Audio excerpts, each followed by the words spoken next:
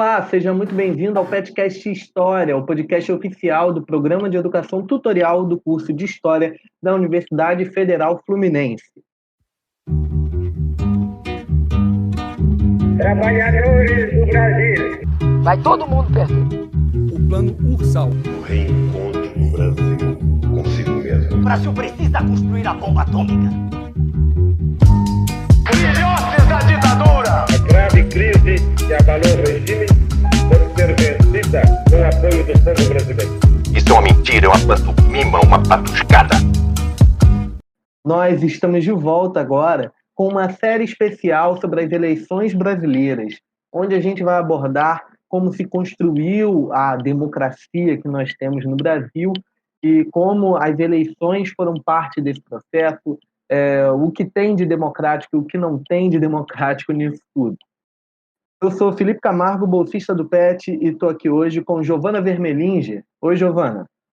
Oi, Felipe. Oi, gente. Estou muito feliz aqui de estar apresentando mais um episódio com vocês. Espero que vocês gostem bastante dessa série, que seja muito proveitoso. E também com a gente aqui, Guilherme Garnier. Tudo bem, Guilherme? Olá, tudo bem, Felipe? Faz tempo que a gente não apresenta junto, né? E estou ansiosíssimo para essa série, para a gente ver as aventuras e desventuras da democracia brasileira.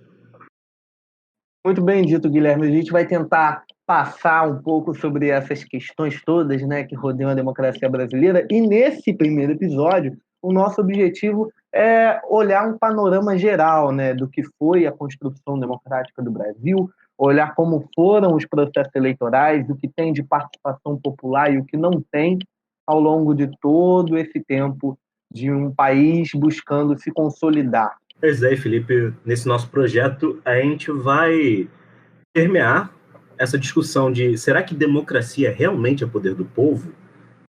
O voto, ele é a única coisa que significa a participação democrática, e esse tensionamento entre instituição política e movimentação popular. Será que uma democracia necessariamente é poder popular?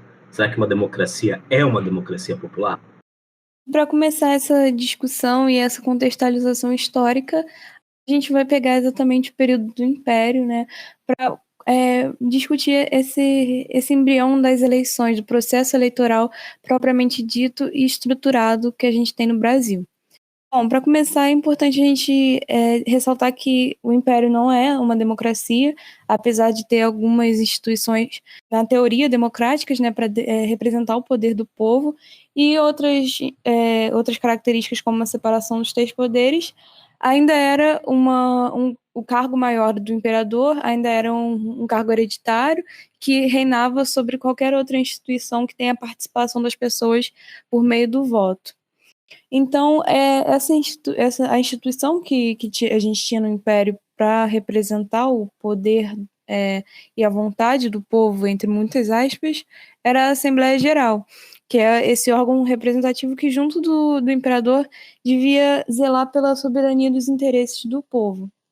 E isso, claro, na teoria, que é o que a gente vai desenvolver a partir de agora.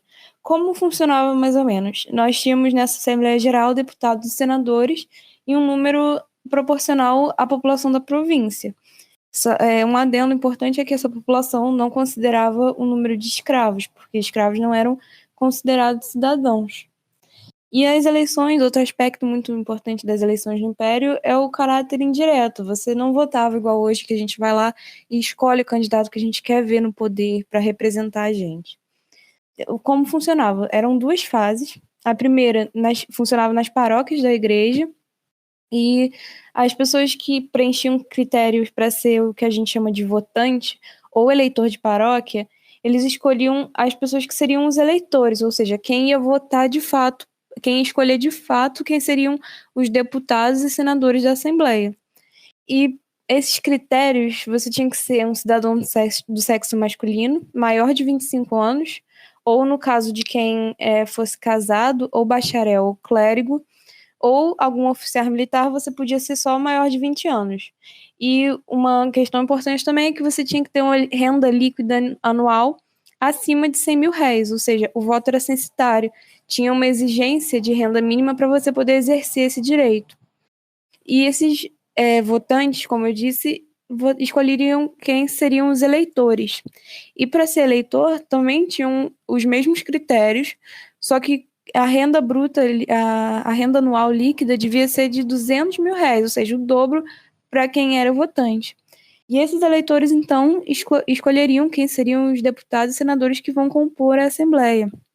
Ou seja, nisso a gente já vê que a grande maioria da população é excluída do direito ao voto, porque as mulheres não podiam votar, os escravos não podiam votar e as pessoas com renda inferior a R$100 mil. Isso também incluindo analfabetos. E a gente sabe que no Império a fatia da população que não preenchia esse critério era maior do que a que preenchia. Só que o problema é que as pessoas, essas poucas pessoas votariam em candidatos para representar teoricamente um país inteiro, para governar por um país inteiro. Só que a gente sabe que a fatia que era eleita, que estava lá representando o Brasil, governava com seus próprios interesses e com os interesses da pequena parcela que a elegia. Então, o que a gente quer questionar aqui é exatamente o caráter desse processo eleitoral excludente e também que servia para atender a parcela pequena da população que detinha, de fato, o poder no país. E esse modelo de voto indireto que a gente comentou, ele teve presente até 1881, desde 1824. E só mudou isso com a Lei Saraiva, ou Lei do Censo, e passou a ser eleição direta, só que mantendo o voto censitário, exigindo a renda mínima de R$100 mil. Ou seja, durante praticamente o Império inteiro, você não podia votar para quem você quer ver eleito. Você deveria votar para alguém e essa pessoa votaria de fato para o deputado, senador que ela queria ver na Assembleia. E outra questão que é importante a gente ressaltar no processo eleitoral do Império é a questão do voto impresso, porque isso suscitava grande quantidade de fraudes nas eleições. E como funcionava? Essas paróquias os votos eram controlados e computados numas mesas eleitorais que eram controladas por pessoas chamadas cabalistas, que eram basicamente funcionários que estavam a serviço do poder local. E aí, esses cabalistas, eles eram responsáveis por verificar a renda das pessoas para decidir, né, quem pode ser ou não votante, eleitor, e já tinha fraude aí, porque como esses cabalistas estavam a mando do poder local, se você quisesse excluir ou adicionar pessoas do seu determinado interesse, esses cabalistas poderiam fazer isso, e faziam, de fato. Além disso, outro tipo de fraude muito comum era o que a gente chama de eleição a bico de pena, que com as paróquias vazias, ou quando algum determinado votante não aparecia para votar, os próprios cabalistas preenchiam as cédulas e falsificavam as assinaturas. Mais uma consequência aí do voto impresso, e que era uma grande prática de fraude durante o Império. E outra modalidade que era muito comum é o que a gente chama de fósforo, que as pessoas iam votar em nome de falecidos. Então a gente vê que esse sistema de voto indireto, voto impresso e o comando do poder local favorecia essa corrupção que estava atravessada no sistema político e eleitoral do Império, não só do Império, como a gente vai ver. Mas isso tudo só fazia crescer a dependência da maioria da população e o poder do mandonismo local, ou seja, as pequenas elites que de fato controlavam a política. E outro aspecto muito importante do processo político do Império é a disputa partidária pelo poder entre os partidos liberais e conservadores, que foram os principais aí nesse cenário. E para falar disso, a gente convidou a professora Luaia Rodrigues, ela é professora de pré-vestibular social e também é doutoranda do programa de pós-graduação da História na UF, para comentar exatamente um pouquinho mais sobre essa disputa de poder durante o Império. Antes de qualquer coisa, eu gostaria de agradecer a oportunidade de participar deste podcast. Bem, falar dos grupos políticos do Império não é uma tarefa fácil. Até porque, nos seus quase 70 anos de duração, existiram diversos e diferentes grupos que disputaram poder no século XIX. No entanto, apesar dessa diversidade, não podemos ignorar a importância do Partido Liberal e do Conservador para a construção das nossas instituições políticas e da nossa nação. O Partido Conservador e o Partido Liberal surgiram em meados da década de 1840, ou seja, já durante o Segundo Reinado, e eram reflexos de disputas políticas que já vinham sendo travadas há muito tempo, pelo menos desde o Primeiro Reinado. É importante entendermos que após a independência, os homens oitocentistas precisavam definir as características e os contornos do Brasil independente. Se a continuidade da monarquia e da escravidão era um ponto pacífico entre eles, havia discordâncias em todo o resto. Como os poderes seriam divididos? Quais seriam as atribuições desses poderes? A monarquia seria unitária ou federalista? Quem seriam os cidadãos portadores de direitos?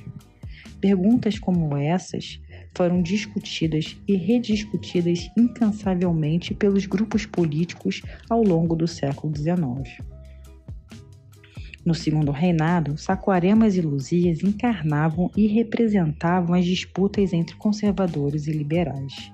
Obviamente, como em qualquer processo histórico, criou-se mitos sobre esses grupos.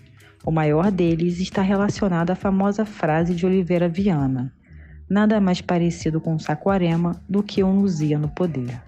Essa frase sintetiza o pensamento de uma corrente historiográfica clássica que dizia que os grupos políticos brasileiros dessa época eram todos iguais. Para essa corrente, mesmo usando nomenclaturas diferentes, liberais e conservadores não passavam de organizações que representavam os interesses dos clãs rurais. Nesse sentido, os partidos e os políticos eleitos para os cargos públicos eram vistos como marionetes dos potentados rurais, ou seja, dos grandes proprietários de terra. Contudo, estudos mais atuais mostram que as divisões partidárias oitocentistas não podem ser explicadas de maneira simplista. Ilmar de Matos, por exemplo, afirmou que os liberais e os conservadores eram ao mesmo tempo semelhantes, diferentes e hierarquizados. Semelhantes porque todos pertenciam à mesma classe social e desejavam preservar a ordem e as hierarquias que garantiam os seus privilégios sociais. Por isso, ambos os grupos, conservadores e liberais, eram defensores de um liberalismo específico que pregava a liberdade econômica e política para os grupos dominantes, ao mesmo tempo que lutava pela escravidão e pela restrição da participação política da população por meio de eleições indiretas e censitárias. Apesar dessas semelhanças, liberais e conservadores possuíam várias diferenças, pois divergiam sobre diversas questões. A principal delas dizia respeito à organização político-administrativa do Brasil, ou seja, se o Estado seria descentralizado ou centralizado, se as províncias teriam maiores ou menores autonomias.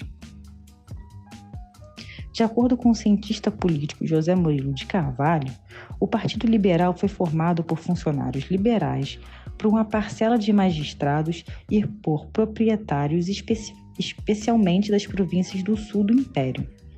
Estes defendiam uma maior autonomia provincial, uma justiça eletiva, a separação dos órgãos policiais dos de justiça e uma redução das atribuições do poder moderador. Já o Partido Conservador era composto por burocratas, proprietários rurais, principalmente do Rio de Janeiro, Bahia e Pernambuco, além de comerciantes das grandes cidades. Por sua vez, estes defendiam o fortalecimento do poder central, o controle centralizado da magistratura e da polícia e o fortalecimento do poder moderador. Essas divergências entre esses grupos acabavam sendo o combustível que inflamava as eleições imperiais. Na tentativa de obter um resultado favorável no processo eleitoral, ambos os grupos fraudavam e recorriam constantemente à violência. Temos diversos exemplos de casos de fraudes e violências ao longo das eleições no século XIX. As eleições de 1840, por exemplo, ficaram conhecidas como as eleições do cacete devido à magnitude da sua violência. Além desse episódio, que é mais conhecido, podemos citar vários outros que não são tão conhecidos, mas que nos dão a dimensão das disputas entre os grupos políticos durante as eleições. Nas regências, a título de exemplo, temos o caso do deputado José Rafael de Macedo, que foi acusado de participar de um motim em Alagoas, sua província natal, durante as eleições. O deputado acusou o juiz de direito de fraudar as eleições, atirou nele e fugiu a cavalo com a urna eleitoral. Evidentemente, a repercussão do caso foi grande, mas Macedo acabou sendo inocentado por falta de provas. Apesar dessa disputa, não podemos perder de vista que tanto os liberais quanto os conservadores construíram um sistema que diferenciava e hierarquizava a vida econômica, social e política do Brasil. Isso quer dizer que as suas diferenças sumiam e eles rapidamente se uniam quando percebiam que os seus privilégios estavam sendo ameaçados por movimentos populares, ou simplesmente quando queriam manter e preservar esses privilégios. Bom, e até com isso que a Luai apresenta para a gente, essa conjuntura dos partidos, a gente vê como o poder fica realmente concentrado nas elites. E com toda essa exposição que a Giovana fez agora, a gente tem essa noção de que é um sistema voltado justamente para manter os poderes com a elite, que é um sistema excludente, por essência. Desde a fundação como um país independente, o Brasil tem um projeto de um sistema excludente, que exclui a maior parte da sua população. E é curioso voltar nisso de processos de fraudes, essa coisa complicada e também o mandonismo regional, como isso acaba virando uma herança, não é? Quando a gente tem a proclamação da República, quando a gente tem a Primeira República, a gente tem muitos elementos que vêm justamente dessa prática do Império, não é, Guilherme? Sim, Felipe, e eu acho interessante pensar que não tem mais nada excludente do que a Primeira República. Eu acho que é interessante a gente primeiro lembrar que ela foi chamada, e ainda é chamada, em livros didáticos, de República Oligarca, que é basicamente a República das Elites, não é mesmo? Por mais que o processo eleitoral ele já fosse um pouco mais direto, havia uma série de ferramentas que impossibilitava a participação da população de forma mais efetiva, ou digamos assim, livre mesmo. Porque é interessante pensar que, primeiro, essas restrições para quem vota ou quem não vota continuavam muito semelhantes às do Império, sabe? E se você parar para pensar, se você excluir analfabeto, a população recém-liberta da escravidão, que era de maioria negros, não entraria nesse voto. Mendigos não poderiam votar também, e apenas maiores de idade, de 21 anos, com uma renda mínima, poderiam votar. E para além dessa restrição inicial, eu acho que é interessante observar que até a farsa das eleições se mantém. Por exemplo, governadores e presidentes, basicamente o setor federal como um todo, ele era decidido num grande acordão, sabe? As elites principais do que a gente vai chamar de estados de primeira ordem, basicamente São Paulo e Minas Gerais, os estados de segunda ordem, que eles podiam até barganhar, mas não tinham o mesmo poder que os dois grandes, que decidiriam o presidente, governadores e afim. E eu acho que é interessante pensar que, por muito tempo, eles basicamente revezaram entre si mesmos. Então, por mais que a população pudesse votar, isso não faria a mínima diferença. E mesmo quando elas votavam, a gente gosta de pensar, e é bom relembrar, que outra coisa pela qual a Primeira República ficou famosa foi o coronelismo, que é basicamente uma forma de você coagir a população, de forma ou violenta ou por barganha política, a votar no candidato de interesse de um grande senhor de terras da região, ou talvez até de um figurão político de determinada cidade, aqui ou ali. Então, por mais que nós tenhamos assim um processo eleitoral até um pouco mais direto do que o Império, cabe se perguntar se de fato isso significava a execução de uma democracia, né? E acho que uma coisa interessante da gente ressaltar antes de seguir para o comentário do professor é que essa república ela foi instaurada por um golpe militar. Ela foi basicamente uma grande conspiração do setor positivista do Exército, que ficou no poder de 1889 a 1894, basicamente governando com decreto. Então, que tipo de democracia, que tipo de república esse processo poderia parir, não é mesmo? É interessante, justamente para olhar esses processos todos, olhar muito como é uma república que não se consolida como um poder nacional centralizado, mas sim cada estado, cada oligarquia local tinha seus poderes, né? Como o Guilherme bem mencionou, de São Paulo e Minas Gerais sendo grandes potências nessa disputa entre oligarquias locais e nessas alianças. E para comentar um pouco mais sobre o processo político na Primeira República, e também mencionar o que tem de representatividade nisso, a gente tem o professor Marcos Desemone, que é professor de História do Brasil na UF e na UERJ.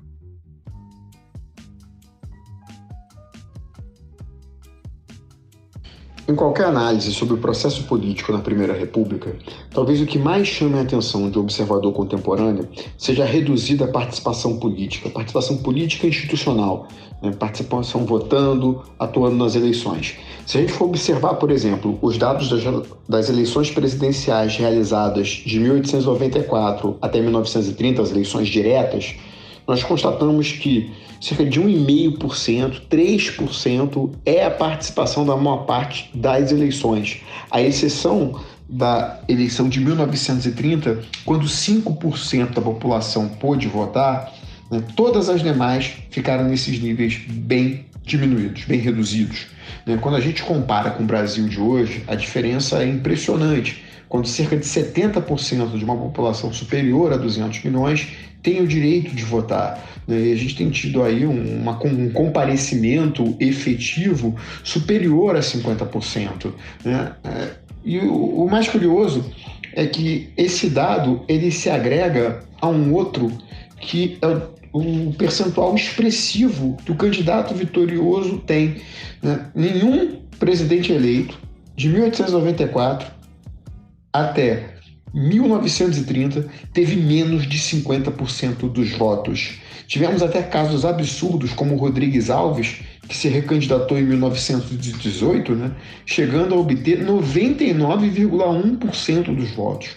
Longe desse percentual elevado representar um consenso, uma unanimidade no conjunto da população, ou pelo menos naquele grupo reduzido de eleitores, né, esses percentuais expressivos, eles são fruto, em primeiro lugar, das restrições existentes aos direitos políticos e, ao mesmo tempo, da adoção de estratégias por parte dos grupos oligárquicos. Eu vou falar primeiro desses direitos políticos. Né? A Proclamação da República, embora tenha acabado com o voto censitário, com a exigência de renda para se poder votar, manteve a restrição de gênero. Somente os homens tinham o direito de voto. Isso de cara já excluía metade da população. E a República também não alterou uma mudança que havia sido introduzida em 1881, com a famosa Lei Saraiva, que além de tornar as eleições do Império diretas, fez com que o direito de voto fosse restrito aos alfabetizados. Só a introdução da alfabetização teria reduzido o percentual de votantes de 10% antes da Lei Saraiva para cerca de 1,5% da lei.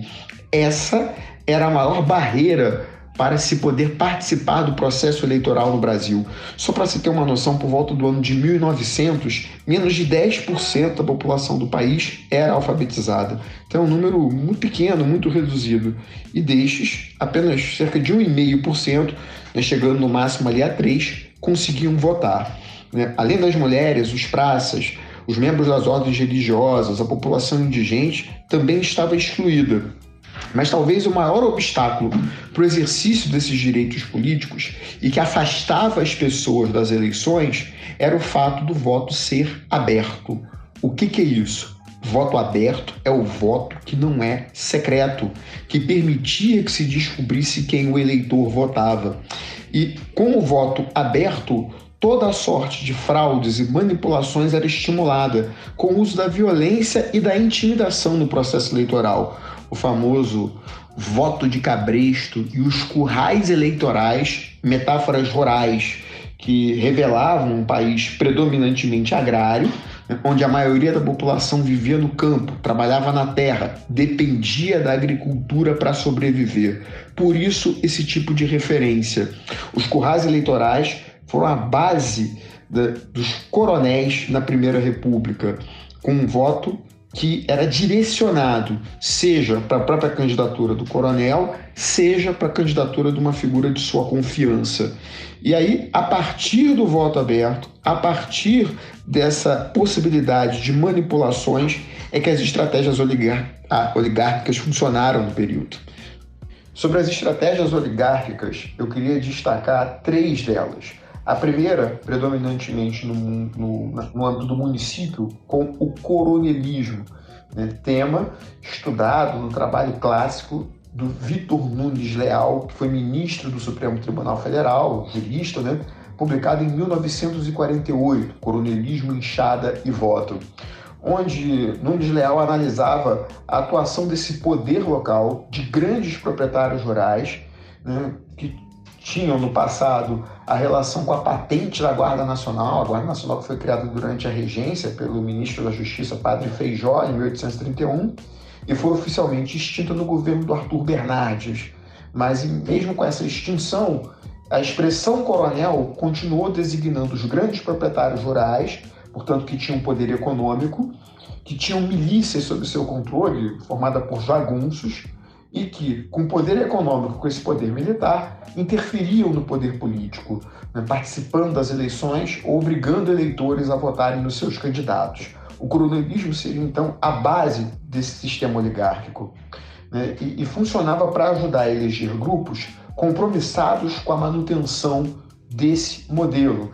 Talvez o melhor exemplo disso tenha sido a política dos estados, tema que o Renato Lessa, no livro A Invenção Republicana, fruto de sua pesquisa de pós-graduação, de mestrado, né, publicada em 1988, já faz algum tempo, mas também elucidou como um dos principais acordos políticos, né, política dos estados, que também é conhecida como política dos governadores, porque contava com a figura do governador, à época presidente de estado, era esse o termo, como um mediador entre a necessidade do presidente da República obter apoio político no Congresso e a montagem de uma base parlamentar por deputados. Nesse acordo, independente das condições que levassem à eleição dos grupos políticos, não importa se com fraudes, com manipulação, com os currais eleitorais, com voto de cabresto, desde que uma vez no Poder Legislativo Federal, o compromisso era de apoiar a presidência da República, que, em contrapartida, não se intrometia nos estados e nos municípios. Por fim, a última grande estratégia oligárquica é a famosa política do café com leite, que normalmente a gente aprende na educação básica, né, lá no ensino médio, no ensino fundamental, que era o revezamento entre Minas e São Paulo na indicação do candidato à presidência da República.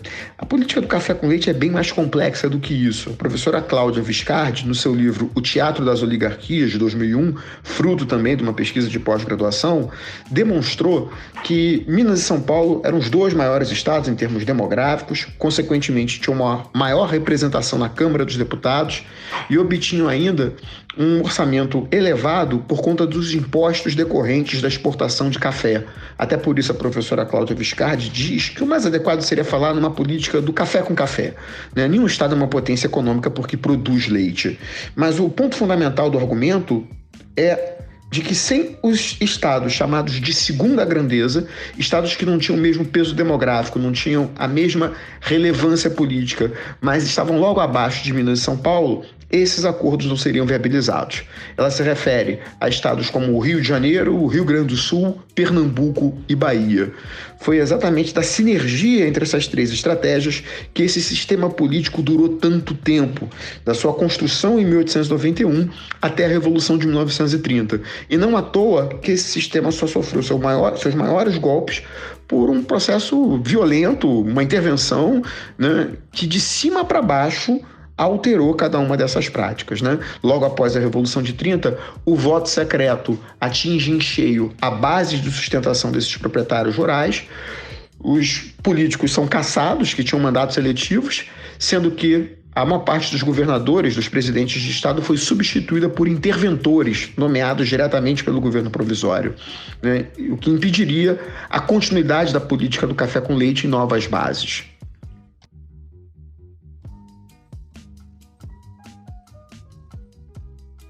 Essa participação política institucional reduzida não pode nos levar à conclusão equivocada de que os setores populares não atuassem politicamente. Atuavam, sim, mas não pelos mecanismos formais. A participação política dos setores populares se dava por meio de revoltas, de protestos, de movimentos violentos, tanto no mundo rural quanto nas áreas urbanas. No campo, merecem destaque a atuação em conflitos de grande porte, como a Guerra de Canudos no final do século XIX, no interior da Bahia, ou a Guerra do Contestado, numa área disputada pelos estados do Paraná e de Santa Catarina, em que pese o tratamento dado à época e posteriormente também por parte da historiografia, que enfatizavam a expressão religiosa, o referencial místico desses movimentos, ambos possuíam um aspecto em comum: a demanda, a reivindicação da luta pela terra, né? Trata-se, portanto, de uma dimensão política daqueles setores que não podiam participar via processo formal. Já nas cidades, temos a revolta da vacina de 1904, tema até em evidência em razão da pandemia, e que José Murilo de Carvalho tão bem nos demonstrou no seu livro Os Bestializados e a República que Não Foi, que se tratava de um movimento de expressão da cidadania, na ideia de que o Estado podia muita coisa, só não podia invadir a casa das pessoas e aplicar algo que não se sabia ao certo o que era, para que servia e que ainda tinha registro de vários efeitos colaterais. A questão racial também se faz presente. Talvez o movimento mais interessante que mistura esse aspecto racial com a dimensão da baixa patente das praças mesmo, né, tenha sido a famosa Revolta da Chibata em 1910, que o professor Álvaro Nascimento da Rural também estudou em inúmeros trabalhos. Não podemos esquecer ainda da atuação do movimento operário, não importa se com sindicalismo vermelho ou sindicalismo amarelo, tema das pesquisas do professor Cláudio Batalha, mas que nos mostra uma outra forma de participação e atuação política para além desse processo viciado.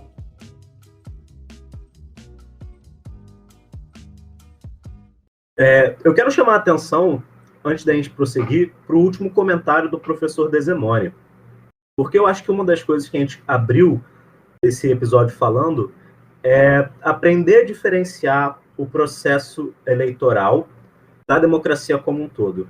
E o que eu acho que é interessante a gente observar é que o processo eleitoral ele pode ser tanto um ato de inclusão quanto um ato de exclusão. E até agora ele foi basicamente isso, um ato de exclusão. Mas só porque você não pode participar do processo eleitoral, não quer dizer que você esteja averso à política. E a gente vê que, por exemplo, incapacitados de participar desse processo de tomada de decisão, tendo uma formação intelectual ou não, a população brasileira, ela se rebela, sabe? Ela busca outros meios de participar da política. E eu acho que é interessante levantar, principalmente com quão conturbados foram esses últimos anos, sabe, em que momento a violência ela é válida e em que momento, de fato, a democracia ela está dando poder ao povo, sabe? Em que momento ela é realmente vai parecer engraçado, em que momento a democracia deixa de ser democrática?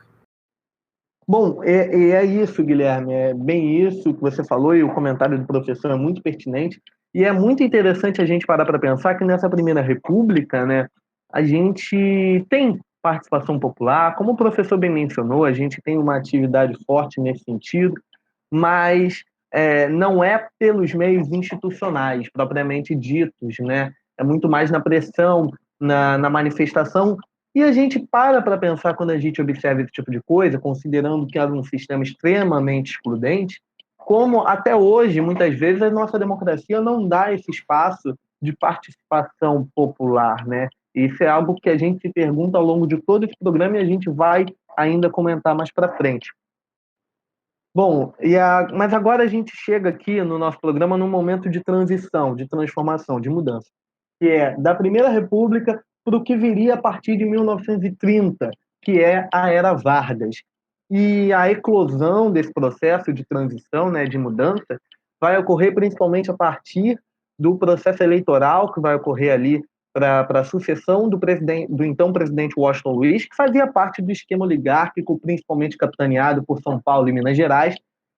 É uma eleição que vai opor oligarquias, projetos distintos de oligarquias, e nisso nós teremos chapas encabeçadas. Por um lado, a chapa do governo, que era impulsionada por Washington Luiz, era encabeçada por Júlio Prestes. E, por outro lado, a chapa de oposição, formada por outras oligarquias, era encabeçada por Getúlio Vargas. E tinha também como vice João Pessoa, que nesse processo vai ser assassinado, vai haver grande comoção e convulsão social em torno disso também.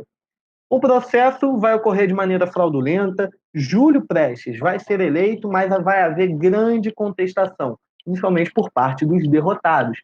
E nisso vão conseguir, sim, impulsionar uma mobilização até popular em torno dessa derrubada. O que nós temos ali em 1930 é um golpe de Estado, que vai ser reconhecido tradicionalmente pela historiografia brasileira e também é o que é ensinado para a gente nas escolas e tudo mais, é o que é majoritariamente colocado como Revolução de 30. Não foi uma escolha de nome por acaso, foi algo até escolhido pelo próprio regime da Era Vargas, mas é chamado de Revolução de 30, aquele processo que ocorre de derrubada da República Oligárquica e de impedimento de que Júlio Prestes tomasse posse e desse prosseguimento ao regime que persistia. Então, a gente tem aí, nesse momento, uma ruptura institucional que vai romper com todo esse sistema oligárquico e que vai trazer transformações, por mais que ela fosse promovida também por líderes das, então, oligarquias que estavam em posição de oposição ao que era vigente, né? Nesse processo, a gente tem diversas transformações e tem um ponto crucial para entender muita coisa sobre a Era Vargas. Como o governo de Getúlio Vargas, independente da instância em que foi, seja como um governo interino, seja como Vargas presidente eleito indiretamente, ou até no regime ditatorial, como esse período, como a Era Vargas e como o governo dessa figura tão controversa para a história do Brasil, vai buscar trazer a população para perto. Vai tentar, ao invés de fazer como na Primeira República, em que se mantinha a população, de certa forma, distante da decisão política, nesse momento a gente pode entender que busca-se trazer a população para perto de maneira controlada, até para evitar que houvesse convulsão social em torno de grandes pautas e apoiando o poder nessas demandas controladas da população. Bom, retomando um pouquinho dessa questão toda que o Felipe levantou e trazendo também para o tema do nosso episódio, a gente vai analisar agora um pouquinho a questão das mudanças, das transformações, palavras que o Felipe usou bastante, que ocorreram no processo eleitoral a partir da ascensão de Getúlio Vargas ao poder. Bom, já na campanha de 29, o Getúlio levantou alguns pontos que ele buscava exatamente romper com um período anterior, né, de oligarquias. Uma dessas bandeiras que ele levantou, no que diz respeito ao processo eleitoral, o teste exatamente desse voto obrigatório, do voto secreto e também de incorporar um sistema de representação proporcional dos estados. Era um sistema que já era bastante usado por outras nações mais desenvolvidas e que o Vargas queria exatamente trazer para o Brasil em contrapartida do que já era usado aqui, que era o contrário, né, da participação do voto, de um voto não obrigatório, de um voto censitário e voto aberto e também indireto, como a gente viu no Império. É interessante, Giovana, quando a gente vê isso, né, como há uma busca também por modernização, né, por fazer com que o Brasil acompanhe o mundo nesse processo de transformação política. A gente justamente, após a grande crise do capitalismo que vem em 1929, o mundo tem severas transformações econômicas também, até diferentes posturas em relação ao trabalho, às classes mais pobres, e a gente tem uma busca por essa modernização também no Brasil. É bastante interessante a gente parar para reparar isso. É exatamente isso, Felipe. E nessa busca por modernização, né, o Vargas vai chegar ao poder por meio do golpe e ele vai efetivar no Código Eleitoral de 1932 o que ele tinha prometido, né? Ele adota o voto secreto, a representação proporcional e o voto obrigatório, até como uma medida para solucionar a alta abstenção que tinha no período da Primeira República. Outra coisa muito importante e muito significativa é a adoção do voto feminino, que até então nunca foi permitido, as mulheres sempre foram excluídas do processo eleitoral e que inclusive vai ser tema do nosso próximo episódio, o sufrágio feminino e a participação das mulheres aí na política, que a gente vai buscar aí também tanto contextualizar quanto questionar. E aí, então, fiquem ligados no nosso próximo episódio, tema do sufrágio feminino. Bom, retomando aqui, o que a gente estava falando exatamente a questão do Vargas querer democratizar e também modernizar o sistema eleitoral, no caso do que a gente está tratando aqui no Brasil. Só que o compromisso do governo em democratizar as eleições era tanto para sustentar uma credibilidade popular que o Vargas vai ganhar ao longo do seu governo, só que ele também buscava equilibrar isso para não perder o apoio das elites que foram a favor dessa revolução e do governo Vargas, e também que, de fato, são sempre defendidos, que estão sempre no poder e governando, de fato, o país. Então, a gente vê essa série de mudanças aí que mesclam essa democratização, mas também mantém algumas restrições, como o voto de moradores de ruas, que não era ainda permitido, o de analfabetos e de alguns setores, algumas patentes mais baixas do Exército. Então, dentro disso, a gente vê modernizações, a gente vê rupturas, só que não foi exatamente efetivo da forma que ele pretendia. Porque o processo de legalização e de efetivação do eleitor era muito... tinha um custo muito alto para você se alistar como eleitor devido a algumas exigências estabelecidas por esse governo. Por exemplo, a solicitação de retrato, que era uma coisa cara e de difícil acesso, até para essas pessoas que recentemente ganharam o direito a voto. Então, a gente vê que, apesar dessas mudanças, o grande problema de participação popular ainda não foi solucionado no processo eleitoral brasileiro. E, Giovana, a gente trouxe aqui também para comentar com a gente a professora Márcia Carneiro, que é professora do Departamento de História do Instituto de Ciências da Sociedade e Desenvolvimento Regional da UF em Campos dos Goytacazes. E ela vai comentar para a gente um pouco sobre as mudanças. Ela vai fazer um comentário sobre as mudanças proporcionadas por esse novo Código Eleitoral, né? De que forma eles foram um verdadeiro avanço para a sociedade, e também um comentário sobre as contradições da correlação entre os governos Getúlio Vargas e o discurso pautado na democracia presente nesse processo, como você bem mencionou agora, que é realmente algo um tanto contraditório, né? Considerando que logo depois, em 1937, nós temos o Estado Novo, que é uma ditadura.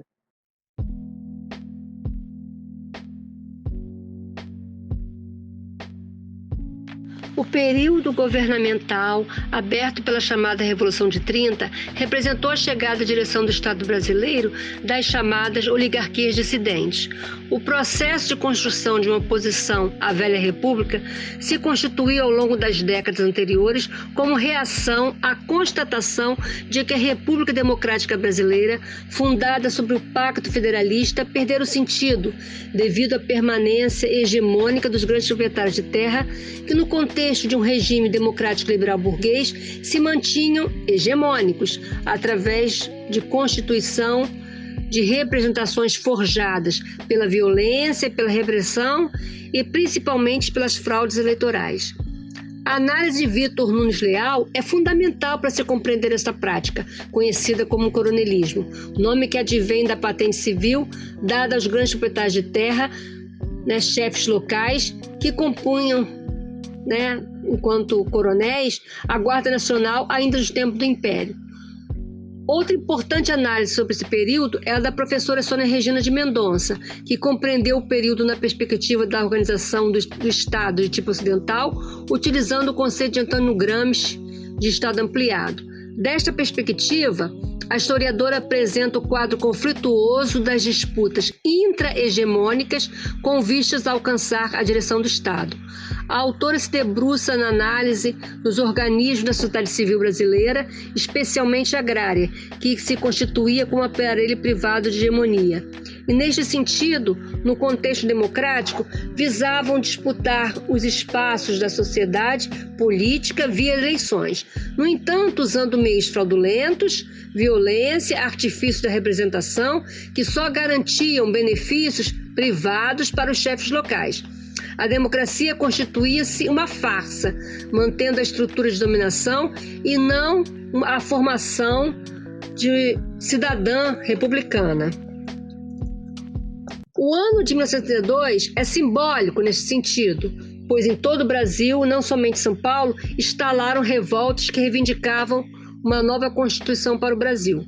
Se a Revolução de 30 surgira de um movimento que reuniu as chamadas oligarquias dissidentes, as que estavam excluídas do jogo político, principalmente comandado por São Paulo, setores políticos e econômicos de outros estados de federação, inclusive Minas Gerais, os setores hegemônicos paulistas, numa campanha por instalação de uma Assembleia Constituinte, que reuniu liberais e conservadores, protagonizou um evento histórico, mas, como dito antes, não estiveram sozinhos na luta por uma democracia real no Brasil. Neste sentido, o novo Código Eleitoral representou a resposta do governo provisório que Getúlio Vargas dirigia desde 1930. As reivindicações nacionais, juntamente com a instalação do voto secreto e obrigatório e da criação da justiça eleitoral. A inclusão do voto feminino no novo Código foi uma conquista das organizações femininas e de mulheres independentes que se fizeram representar em comissões de preparação para o projeto constitucional. Embora houvesse um ambiente de efetiva representação, tanto progressista como conservadora, no processo de construção da Constituição de 34, um projeto que estava presente eram projetos eugenistas, entre aspas, de melhoria da raça, melhoria da raça brasileira, como e fundamentalmente o projeto corporativista, que tinha importante aceitação entre os representantes constituintes.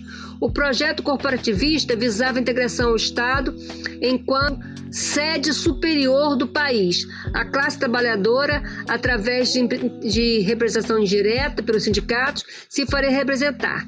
Mas esse processo ele acabou sendo superado pela eleição direta, e a Constituição representou conquistas quanto às legislações trabalhistas, entre estas a proibição de distinção salarial por critérios de sexo, idade, nacionalidade ou estado civil.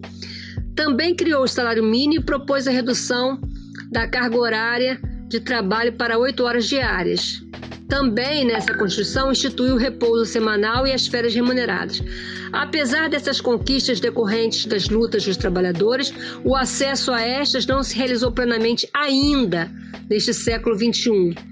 Os mecanismos de fraudes se mantêm através do uso da máquina pública, também com fake news, sempre em benefício daqueles que se mantêm na esfera da sociedade política, representando setores historicamente hegemônicos, como os dos grandes proprietários e grandes empresários do comércio e da indústria, assim como os novos grupos que disputam a hegemonia, como os grupos religiosos, conservadores, que aprovam as pautas neoliberais contrárias a todas as conquistas anteriormente alçadas pelos trabalhadores.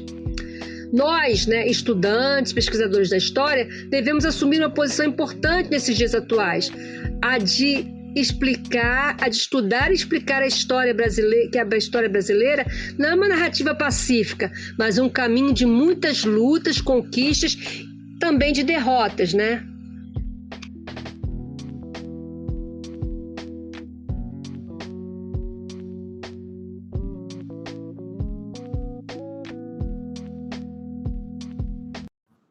Eu acho que interessante que a gente pode observar por todos esses comentários é o quanto o governo varguista ele é complicado.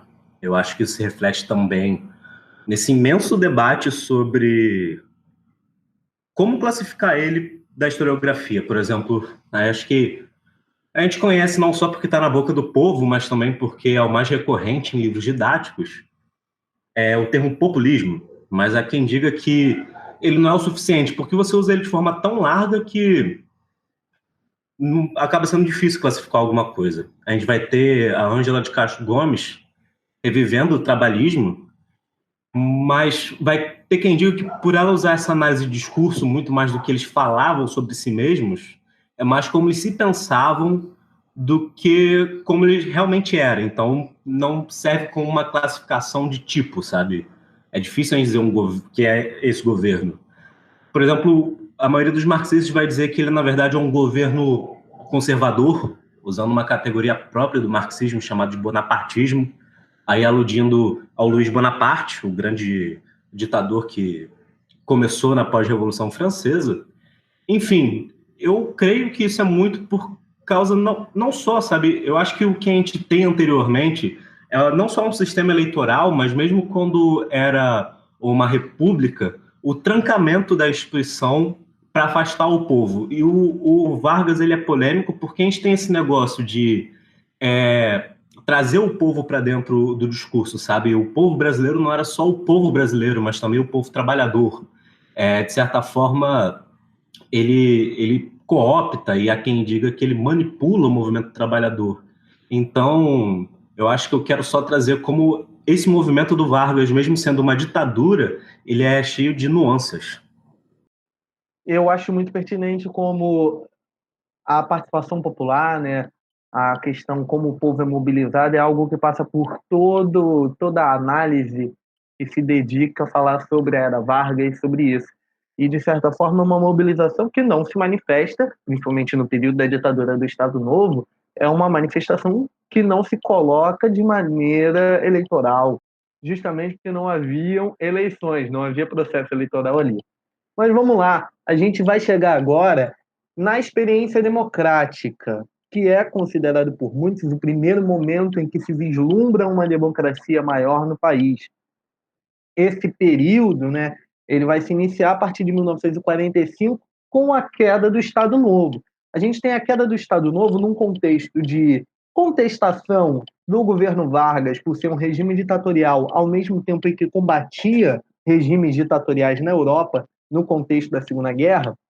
E a gente tem também uma pressão muito forte das oposições que conseguem se articular, inclusive junto às forças militares, pela derrubada do presidente. Bom, ali em 1945 a gente tem, sob muita pressão, a instituição de eleições tanto para a presidência da República como eleições gerais, para a formação de um congresso. A gente tem ali, desde fevereiro de 45, uma lei que coloca isso, depois a gente tem em maio estipulando quem estava apto a votar, e nisso é um processo político que vai tentar restaurar a democracia no país, mas, claro, sob muita pressão de muitos lados, é um processo que vai deixar muito claro para a gente como a mobilização popular se tornou um fator absolutamente importante para o predomínio político no país. Por vezes ela não é respeitada, a participação popular, a mobilização popular. Por vezes ela não é respeitada, a participação popular, a mobilização popular, mas ela se torna um elemento de disputa muito forte entre as forças políticas. Para começo de conversa, vale dizer, na questão do voto, quem estava apto, né, a partir dessa deliberação de novas eleições. O voto era obrigatório a partir dali, como já tinha idealizado Vargas, como a Giovana mencionou lá na década de 30, e a gente só tem como exceção ao voto obrigatório para idosos, oficiais do Exército, inválidos, membros da diplomacia brasileira, funcionários públicos em licença ou férias fora da sua residência, e magistrados e mulheres sem profissão. Ou seja, de certa forma, uma grande abertura comparado com um grande momento de eleições, né, de algo supostamente democrático que a gente tem antes, que seria a Primeira República.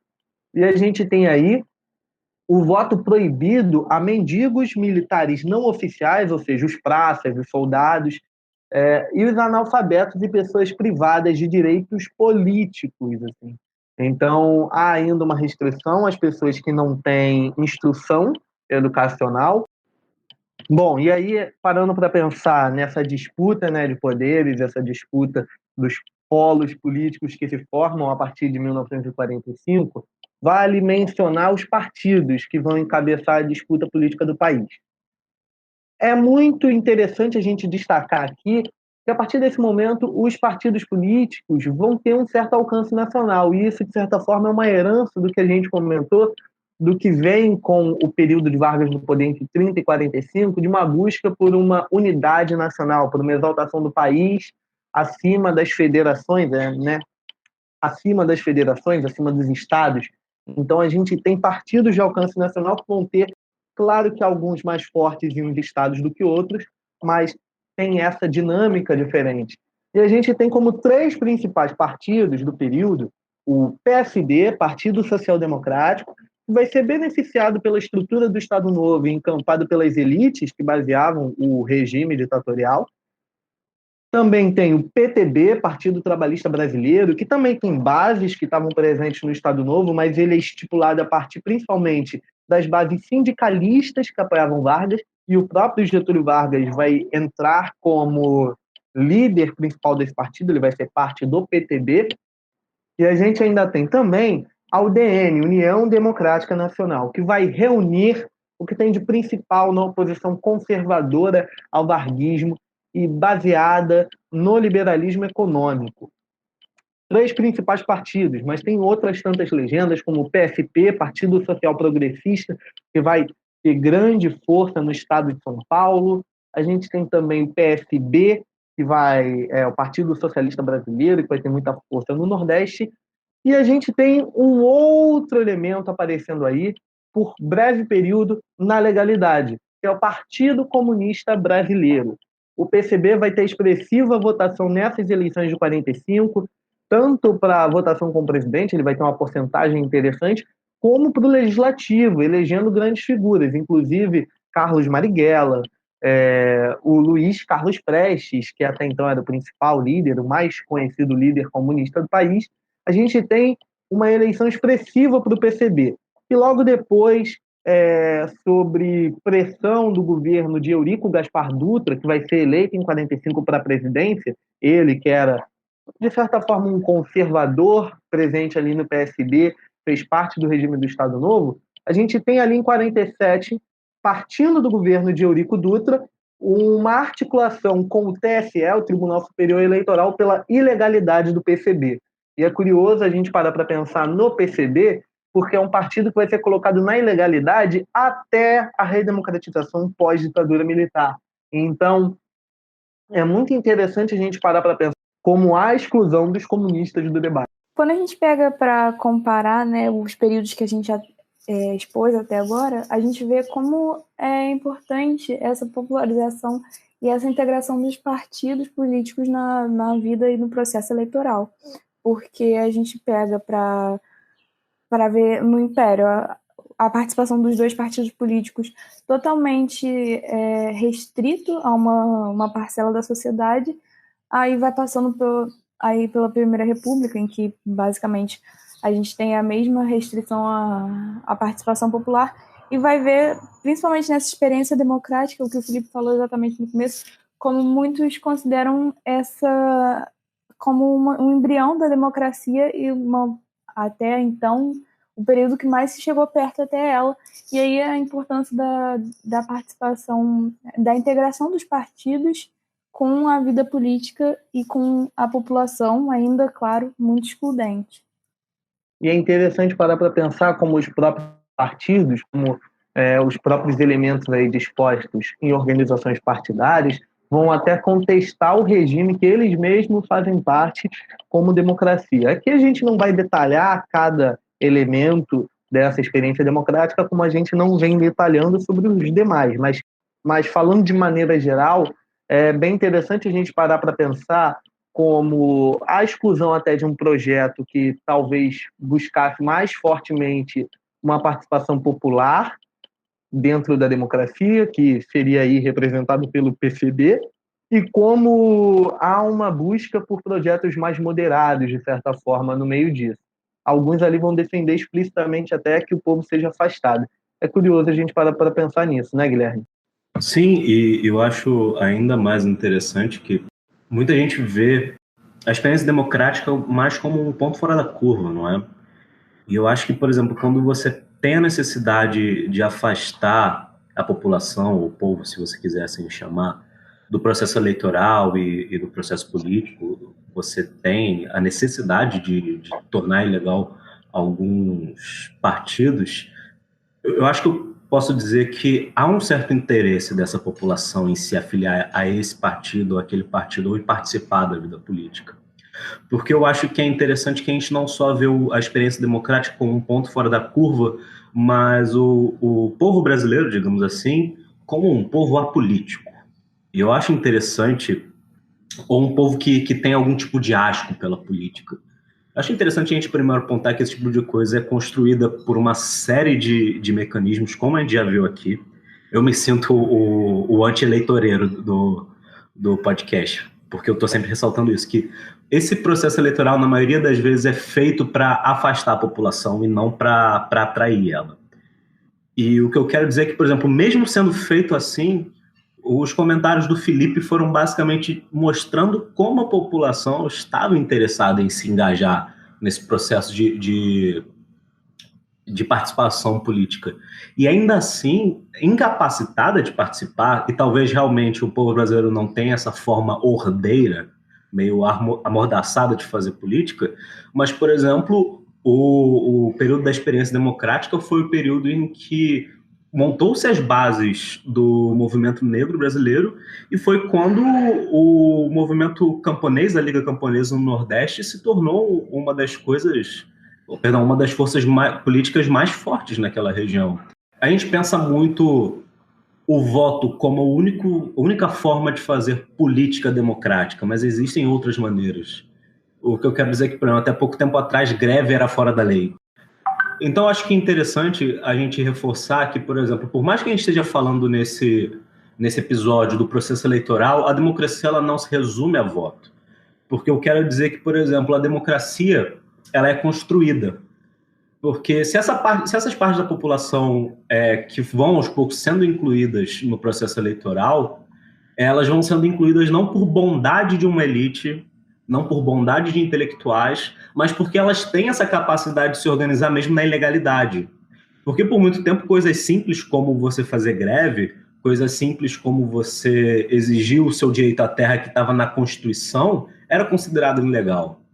E eu acho que é uma forma interessante da gente ver o povo brasileiro como um povo ativamente político, é olhar a forma diferenciada como ele se relaciona com o processo eleitoral, e não achar que o processo eleitoral é a única via necessária para se exercer a democracia.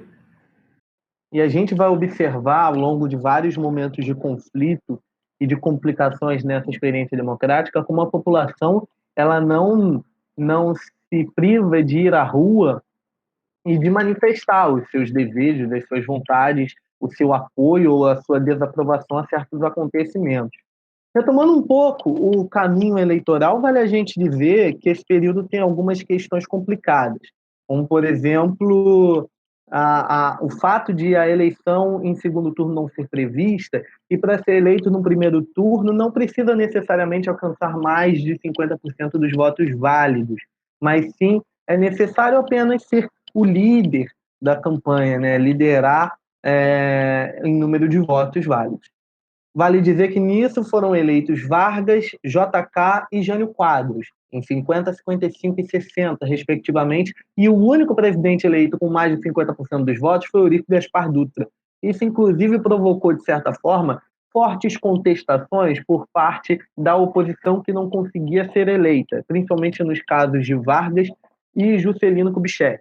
E a UDN, principalmente encabeçando isso, vai procurar sempre acusar de fraude, procurar levantar esse tipo de acusação, coisas nesse sentido, para contestar o processo eleitoral, por ela sair derrotada. Algo que lembra até o Brasil dos anos recentes.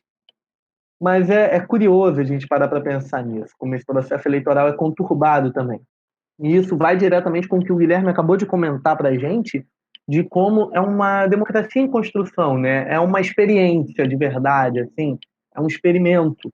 E tem percalços muito intensos ali, principalmente por conta de certas imposições limitadoras da participação popular e por uma busca incessante por frear o avanço de movimentos populares também. É algo que a gente precisa pensar quando olha para a experiência democrática. Vale mencionar aqui crises que foram intensas, como a própria retirada do Vargas, e aí você tem uma mobilização popular, por exemplo, em torno do que seria chamado de queremismo, que vai unir até o PTB e o PCB numa mesma campanha, buscando manter Vargas provisoriamente no poder até que as eleições fossem realizadas, e uma constituinte.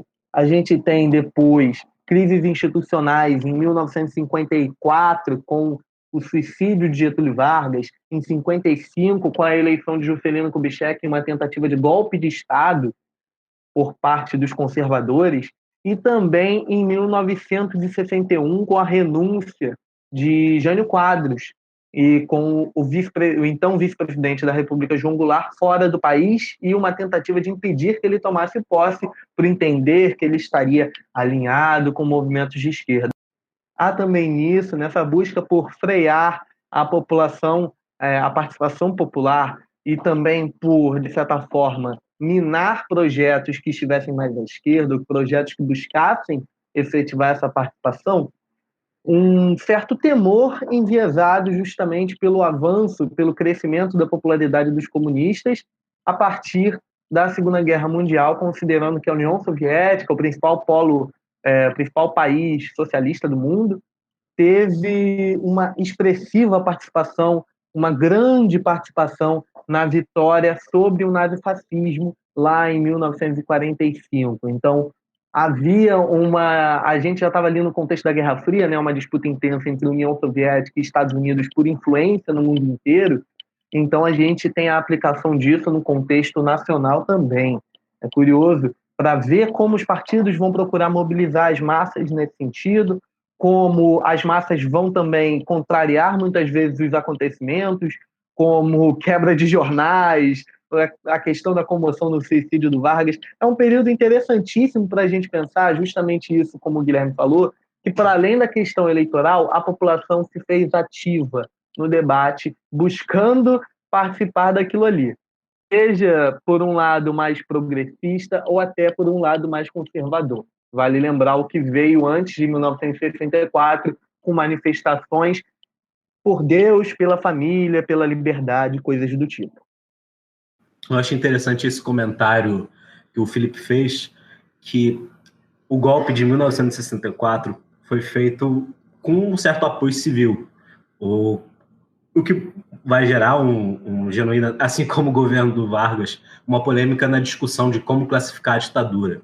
Mas a gente inaugura a ditadura militar. Eu acho que quando a gente fala de repressão na história do Brasil, é o período que mais fica consolidado na nossa mente, né? E eu acho interessante que foi um golpe que foi feito sob a desculpa de perpetuar a democracia. Eu acho que aqui cabe abrir um parêntese para a gente retomar até o contexto que o Felipe puxou, que a gente estava em Guerra Fria. E toda a América Latina, principalmente a América do Sul, ela estava nesse grande teatro que era a disputa entre Estados Unidos e União Soviética. E o golpe do Brasil, ele instaurou o centro que seria as grandes ditaduras do Cone Sul. Em 64 foi o Brasil, pouco antes, não muito, foi a ditadura da Argentina, logo depois veio o Uruguai e, por último, o Chile. Esse foi meio que, digamos, o grande ciclo da repressão. E é curioso porque, pelo menos aqui na Argentina, a gente não vai ter uma ditadura nos moldes, digamos, de um Hitler da vida, em que é um grande líder, mas a gente vai ter o que a gente pode chamar de um gabinete. Tanto que a gente tem alternância de presidentes dentro da própria ditadura, mas ainda assim ela não deixa de ser uma ditadura. Eu acho que ela põe essa essa pergunta, sabe? O que faz uma ditadura e o que faz uma democracia? Porque, bem ou mal, a gente tinha algum processo eleitoral dentro da ditadura, tanto que a gente encontra esse período nesse episódio especial que a gente está fazendo. E eu acho curioso pensar isso, como você pode ter... Eu acho que o que a gente vem discutindo aqui é em que ponto o processo eleitoral ele é, de fato, uma ferramenta de inclusão da população. E a gente vê aqui que o processo eleitoral ele é muito usado como uma maneira de legitimar um governo, de legitimar a ditadura, e ainda assim dizer que tem oposição. Então, por ter uma oposição, a gente não pode dizer que é ditadura, então tem liberdade. E Guilherme, bem nesse ponto assim, muitas vezes há um debate muito forte sobre quem foram os elementos principais dessa ditadura, né, do período da ditadura militar. Vale lembrar aqui que os próprios militares participantes, né, do regime ditatorial referiam-se ao movimento de 64 como uma revolução, tentando emplacar essa narrativa de que foi um processo revolucionário pela manutenção da democracia. É curioso. E quando a gente para pensar também nas forças que foram mobilizadas em 64, aqui eu mencionei até manifestações que foram de cunho conservador, e aí há uma grande impulsão e participação das elites, né, nesse patrocínio da ditadura militar e desse golpe que ocorre em 64, que há uma disputa de narrativas muito forte. Como a gente mencionou do Vargas, há uma disputa de narrativas, de interpretações também sobre esse período da ditadura militar.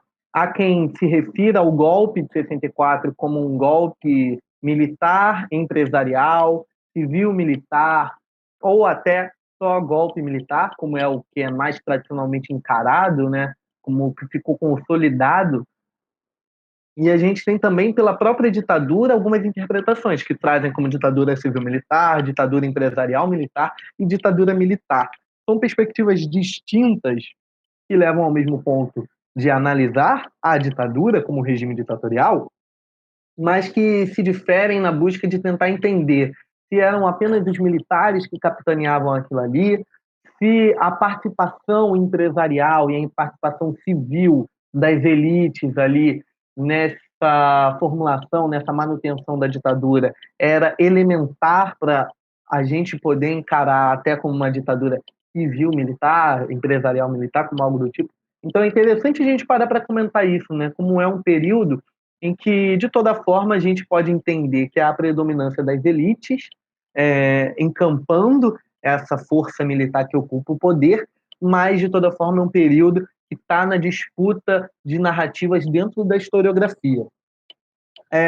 Parando para pensar também, como você mencionou, a questão eleitoral, justamente haviam essas eleições e a gente tem uma situação de cargos biônicos, em que são cargos coordenados pela ditadura, escolhidos especificamente. A gente tem um Senado biônico, que é um elemento que vai estar presente aí no sistema bicameral, e a questão do bipartidarismo, né? A gente enxerga ali que tem o rompimento com o pluripartidarismo que acontece na experiência democrática, e ali a imposição de um bipartidarismo que tinha a ARENA, Aliança Renovadora Nacional, que, por um lado, era a base de sustentação política da ditadura militar, o partido da ditadura, e a gente tinha, por outro lado, o Movimento Democrático Brasileiro, o MDB, que depois viraria o PMDB, e virou isso aí que a gente conhece, principalmente aqui no Rio de Janeiro. Mas, enfim, a gente tinha essa oposição, MDB e ARENA, no jogo político, que, na verdade, era um jogo de cartas marcadas, né, que a gente pode encarar.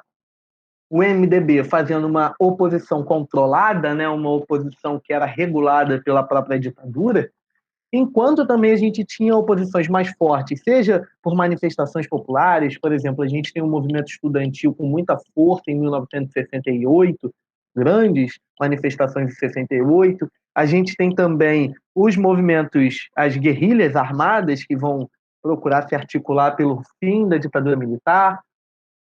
Então, a gente tem esse contexto de oposições distintas e uma predominância das elites num controle de um jogo político que não abre espaço para a participação popular na decisão política e, na verdade, é um teatro, como o Guilherme bem mencionou, pela manutenção das elites e pela manutenção do regime. E que se dizia defensor da democracia numa grande maquiagem. Para isso, para comentar até sobre como a dinâmica em relação à manutenção eleitoral, a esse sistema político que juntava essa conciliação de instituições supostamente democráticas com os dispositivos repressivos, para entender um pouco dessa dinâmica, a gente pediu o comentário do professor Demian Mello, que é de História Contemporânea do Instituto de Educação da UF em Angra dos Reis. Bom, o que ocorre é que, de fato, né, a ditadura militar brasileira, ela manteve funcionando a maior parte do tempo o legislativo, né, e o judiciário também. Poucos momentos do regime ditatorial militar, de mais de 20 anos, teve o fechamento do Congresso Nacional. O que pode levar a uma leitura que me parece superficial de considerar que o funcionamento dessas instituições era uma fachada do regime. Na verdade, essas são instituições que tiveram uma funcionalidade importante no regime ditatorial militar, e as razões pelas quais essas instituições ficaram abertas a maior parte do tempo, não obstante a gente possa caracterizar com, não seja nem polêmica na historiografia, que foram regimes ditatoriais, é o fato de que, em primeiro lugar, trata-se de uma ditadura inserida no chamado mundo ocidental, num período onde a ideologia dominante do mundo ocidental era a chamada ideologia democrática. É claro que a gente pode colocar 1000 aspas nessa ideologia democrática, mas ela ficou situada historicamente nesse propósito, né? Enfim, se caracterizou por algo que distingue a segunda metade do século XX da primeira metade do século XX, né? Que é justamente a primeira metade do século XX é o período da crise importante da visão liberal sobre a política, né?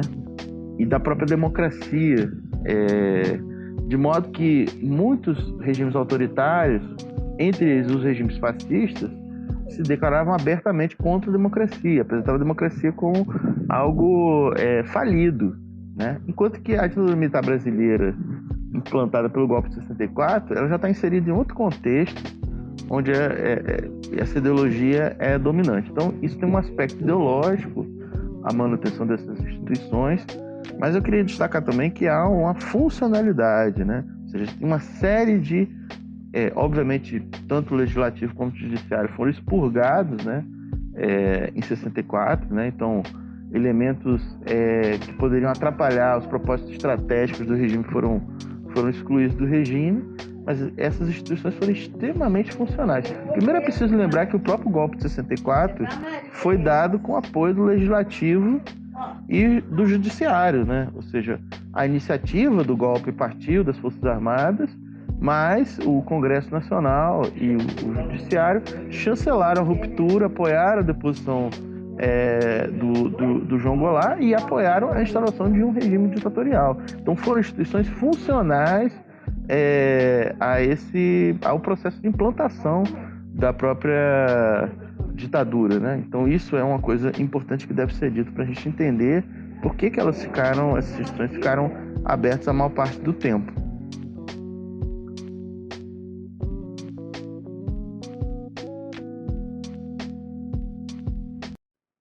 E também, assim, para a gente encarar a questão da ruptura com esse momento da ditadura militar, o que a gente tem de transição democrática ali, a redemocratização, que a gente vai falar melhor um pouco mais para frente, num episódio mais para frente nessa série, a gente também convidou o professor Demian Mello para comentar justamente sobre essa questão, sobre de que medida a demanda popular pelo fim do regime teve algum protagonismo no contexto da redemocratização. Bom, isso tem a ver com o sentido que assumiu a transição brasileira da última ditadura militar para a democracia, né, que se consolida não, mas pelo menos se apresenta sua arquitetura institucional com a Constituição de 88. Bom, é preciso lembrar que a iniciativa do processo de distensão política parte do próprio regime ditatorial.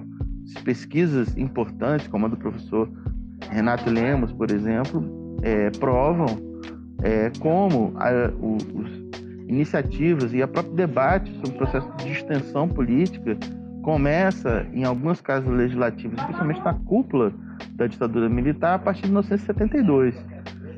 No momento em que a ditadura estava no seu fastígio, né? A ditadura estava no seu auge, a ditadura tinha atingido objetivos de modernização econômica, com o chamado milagre, que obviamente a gente tem que sempre botar aspas, né, quando a gente fala do milagre, porque foi um milagre que é um período de crescimento da economia, mas também de grande concentração econômica e ao mesmo tempo relativamente de degradação da vida dos trabalhadores, né? O Brasil se torna, por exemplo, campeão internacional de acidentes de trabalho, ao mesmo tempo que o poder de compra do salário mínimo, comparado a 1960, estava muito mais baixo, né? Valia 50% do poder de compra do salário mínimo que valia em 1960, segundo o censo do BGE, inclusive, enfim, não só o censo do BGE, mas enfim, os cálculos que você efetuados nesse período pelo DIEESE, e a própria denúncia, né, da concentração de renda, que isso sim é apresentado nos resultados do censo do IBGE, que mostram, né, essa grande concentração de renda, mas enfim, indo ao ponto, a ditadura, desse ponto de vista da acumulação capitalista, tinha atingido objetivos importantes. Do ponto de vista das suas oposições políticas, tinha conseguido derrotar, né, o movimento da luta armada, da resistência armada à ditadura militar, e atingido esses objetivos, né, se preparava para pensar um processo de extensão política. Por quê?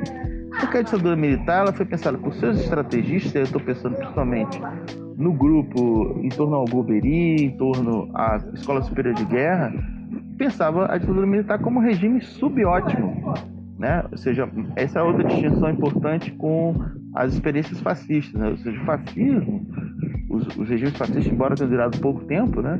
O que durou mais tempo foi o italiano, eles não pensavam que eles estavam fazendo uma arrumação da casa e que devolveria os respectivos países para uma ordem democrática expurgada, o que era, por exemplo, difere, por exemplo, da ditadura militar brasileira. Ou seja, os estrategistas pensavam naquela ditadura como a ideia de arrumação da casa. E isso pode ser tomado como discurso ideológico no sentido de falseamento da realidade, mas isso tem um sentido profundo, né? Todos os ditadores, inclusive o Médici, falaram em democracia, falaram em restaurar as liberdades, etc. Ou seja, apresentaram aquele regime ditatorial, que obviamente eles mesmos não diziam que era ditatorial, mas a gente sabe que era, como um regime que estaria colocando ordem na casa e logo em seguida, no momento posterior, entregar o poder aos civis. Ou seja, os estrategistas não pensavam que esse regime ia durar eternamente. Pois bem, diante do alcance dos seus objetivos estratégicos, do ponto de vista do sistema político, né, e da ordem econômica, alguns elementos importantes do regime começam a pensar o processo de transição já a partir de 1972, e isso é que explica, né, as iniciativas que o general Geisel vai tomar a partir do seu governo em 74. Pois bem, havia de fato, né, um planejamento do processo de extensão política, de volta aos quartéis dos militares, só que no meio do caminho, desse processo de abertura, lento, seguro e gradual, né, como diria o Geisel, você tem a explosão de movimentos sociais no Brasil, né, movimento estudantil, depois o próprio movimento operário, e uma série de outros movimentos que vão tensionar o processo de abertura e vão disputá-lo, né, vão disputar até que esse conjunto de movimentos culmina na campanha das Diretas Já em 1974, que é preciso lembrar que foi um movimento derrotado, né? Ou seja, o que marca, né, um caráter autocrático da dominação de classe no Brasil, né? Uma eleição direta conquistada por um movimento popular no processo de transição à democracia, certamente resultaria numa vitória eleitoral de uma chapa de centro-direita, provavelmente hipoteticamente, até liderada pelo próprio Tancredo Neves, que se destacava como político de centro-direita da oposição consentida à ditadura militar. Mas nem assim, né, o sistema político brasileiro deu essa chance, né, para que os setores populares conquistassem essa vitória, que embora fosse limitada, mas era simbólica, né? Que a população voltasse a votar a partir de uma pressão sobre o processo de transição. Então essa derrota ela tem um simbolismo importante, no sentido de mostrar que os de cima, né, controlavam a situação. E quem são esses de cima? Bom, é preciso lembrar que você tem um núcleo estrategista da ditadura militar que pensa o processo de extensão política e que vai ter como aliado o setor moderado da oposição, onde estava o próprio Tancredo Neves, né? Então se forma uma certa aliança, né, de setores que são, a gente pode chamar de moderados da ditadura, porque é conhecido que existe uma extrema-direita militar, né, que é aquela que tenta sabotar o processo de transição e, às vezes, erroneamente, toda a violência política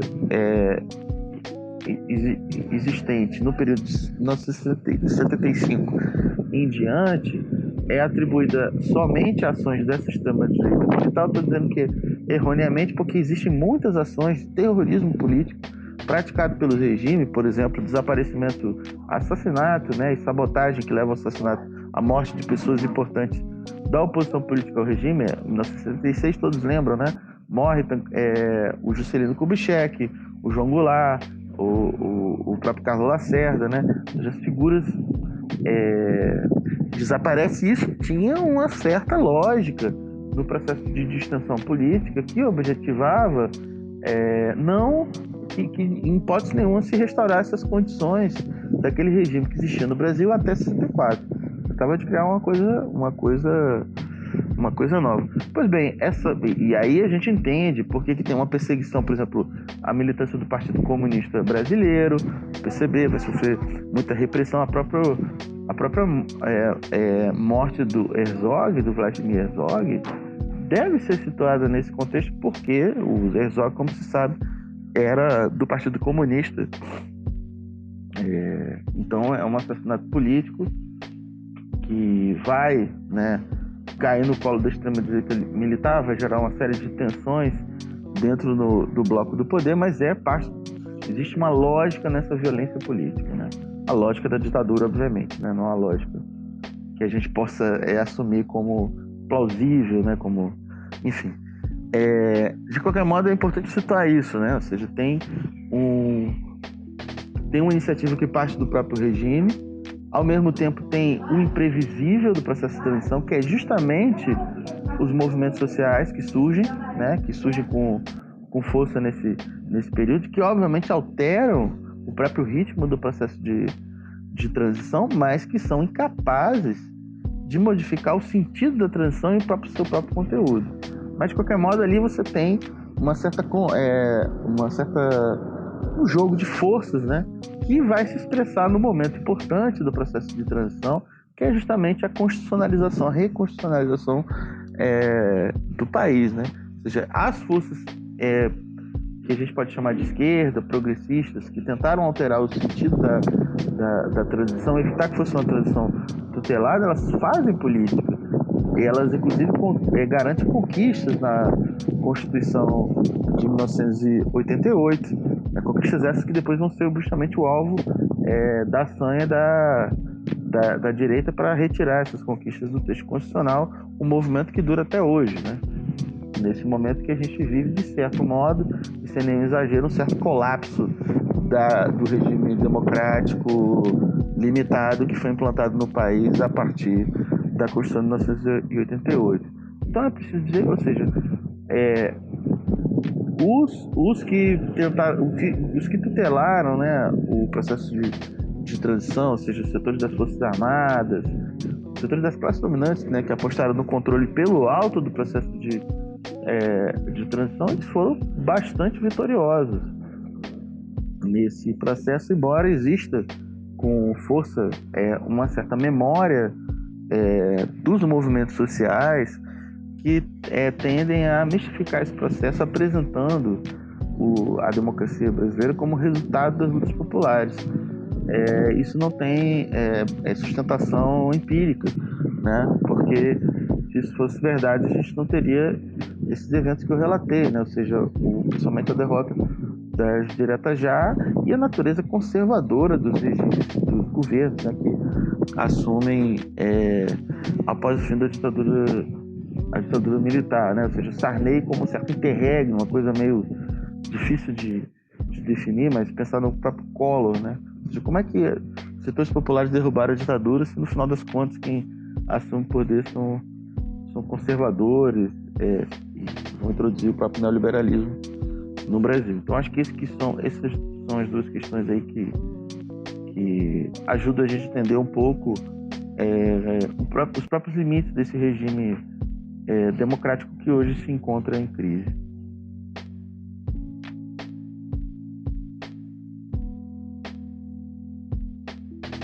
Eu acho interessante só finalizar o quanto até nossa redemocratização, digamos assim, falha em ser democrática, uma vez que ela é conduzida pelo grupo que limitou o poder democrático durante 21 anos de ditadura, para falar a verdade.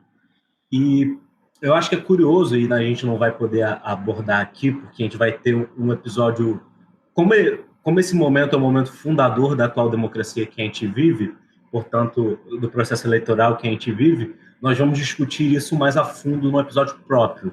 Mas eu acho que, como um apanhado de tudo isso que a gente discutiu, é interessante pensar que o processo eleitoral ele é, sim, uma parte fundamental da democracia. Sim, é necessário a gente se engajar nele de forma consciente.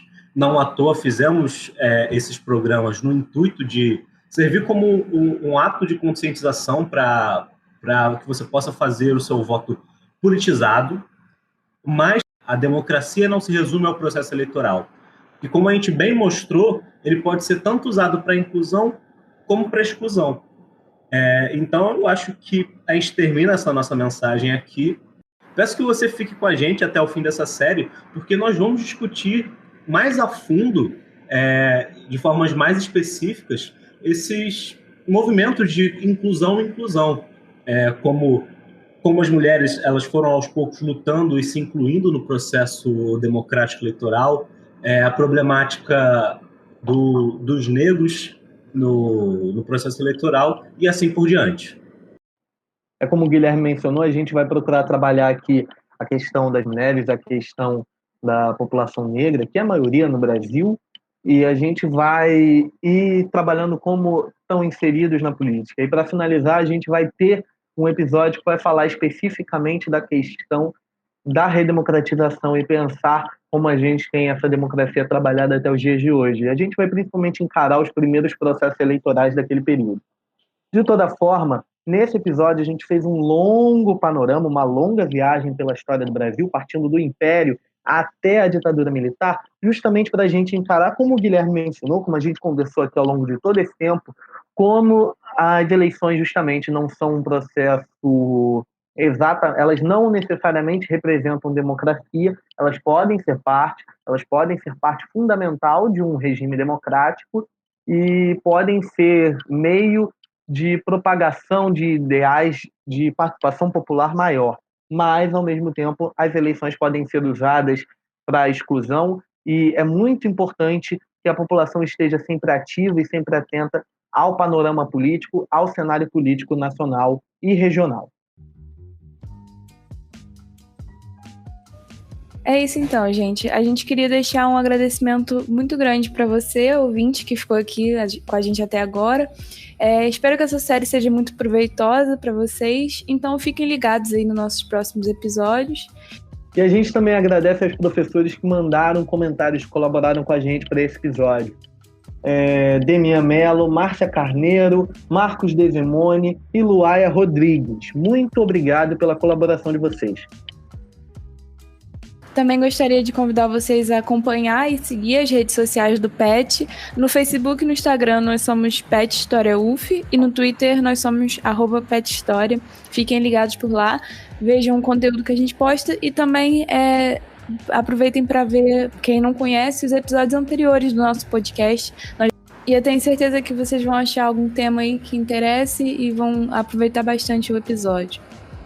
Os apresentadores desse programa foram Giovana Vermelígia, Felipe Camargo, eu, Guilherme Garnier. Os produtores foram Caio Manzoli, Matheus Campanhão. O editor foi Felipe Camargo. E, por último, o roteiro foi um esforço coletivo da equipe do PET. Eu agradeço sua presença. Volte sempre.